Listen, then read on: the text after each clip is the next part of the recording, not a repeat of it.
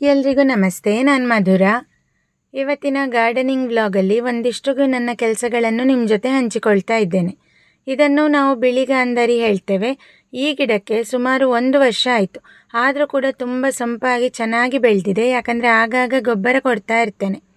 ಕೆಲವು ಜನ ಹೇಳ್ತಾರೆ ಗಾಂಧಾರಿ ಗಿಡಗಳಿಗೆ ಏನು ಗೊಬ್ಬರ ಬೇಡ ಅಂತ.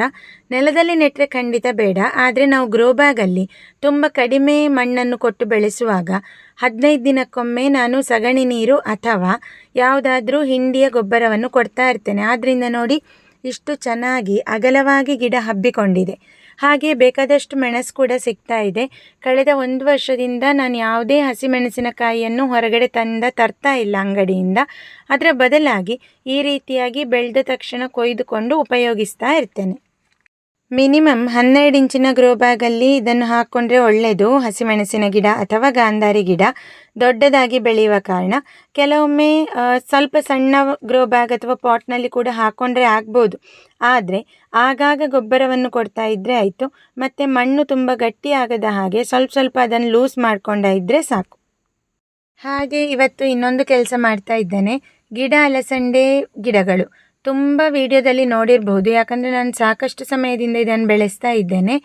ಇದನ್ನು ಕೊಯ್ದುಕೊಳ್ಳುವಂಥದ್ದು ಹೆಚ್ಚು ಬೆಳೆಯದ ರೀತಿ ನೋಡಿಕೊಂಡು ಹದವಾಗಿ ಬೆಳೆದ ನಂತರ ಇದನ್ನು ಕೊಯ್ದುಕೊಳ್ಬೇಕು. ಇದು ಇವತ್ತಿನ ಇನ್ನೊಂದು ಕೆಲಸ ಮಾಡ್ತಾ ಇರುವಂಥದ್ದು. ನಾನು ಕೆಲಸ ಮುಗಿಸಿ ಸಂಜೆ ಇದನ್ನು ಮಾಡ್ತಾ ಇರ್ತೇನೆ ಕೆಲಸ. ಯಾಕಂದರೆ ಬೆಳಗ್ಗೆ ಅಷ್ಟೊಂದು ಸಮಯ ನನಗೆ ಸಿಗೋದಿಲ್ಲ. ಈ ಗಿಡ ಅಲಸಂಡೆ ಕೂಡ ಅಷ್ಟೇ. ನಮ್ಮ ಮನೆಯ ಖರ್ಚಿಗೆ ಬೇಕಾದಷ್ಟು ಅಲಸಂಡೆ ಬೆಳಿತೀರಿ ಅಂತ ಆದರೆ ಈಸಿ ಮೇಂಟೆನೆನ್ಸ್ ಕೂಡ, ತುಂಬ ಏನು ಕಷ್ಟಪಡಬೇಕಾಗಿ ಬರೋದಿಲ್ಲ. ಇವತ್ತು ಸುಮಾರು 10ರಿಂದ 20 ಅಲಸಂಡೆ ಸಿಕ್ಕಿದೆ. ಇಷ್ಟು ಸಿಕ್ಕಿದರೆ ಧಾರಾಳ ಸಾಕು. 5ರಿಂದ 6 ಜನಕ್ಕೆ ಅಡುಗೆಯನ್ನು ಮಾಡ್ಕೊಳ್ಬೋದು. ಯಾಕಂದರೆ ಇದು ತುಂಬ ರುಚಿಯಾಗಿರ್ತದೆ, ಚೆನ್ನಾಗಿರ್ತದೆ ಕೂಡ. ಮತ್ತು ಗಿಡ ಅಲಸಂಡೆ ಬೆಳೆಸುವಾಗ ಅದಕ್ಕೆ ನಾವು ಒಂದು ಕೋಲನ್ನು ಕುತ್ತಿಕೊಳ್ಳೇಬೇಕು. ಇಲ್ಲದೇ ಇದ್ದರೆ ಅಲಸಂಡೆ ಆಗುವಾಗ ಅದು ಗಿಡ ಭಾರ ಆಗಿ ಬಿಡ್ತದೆ, ಗಿಡ ಅಡ್ಡ ಬಿದ್ದು ಬೀಳ್ತದೆ. ಹಾಗೆ ಪೇಟೆಯಿಂದಲೇ ಬೀಜ ತಂದು ಬೆಳೆಸಿದಂತಹ ಹಸಿರು ಬೆಂಡೆಕಾಯಿ ಇದು ಕೂಡ ಈಗ ಆಗಲಿಕ್ಕೆ ಸ್ಟಾರ್ಟ್ ಆಗಿದೆ.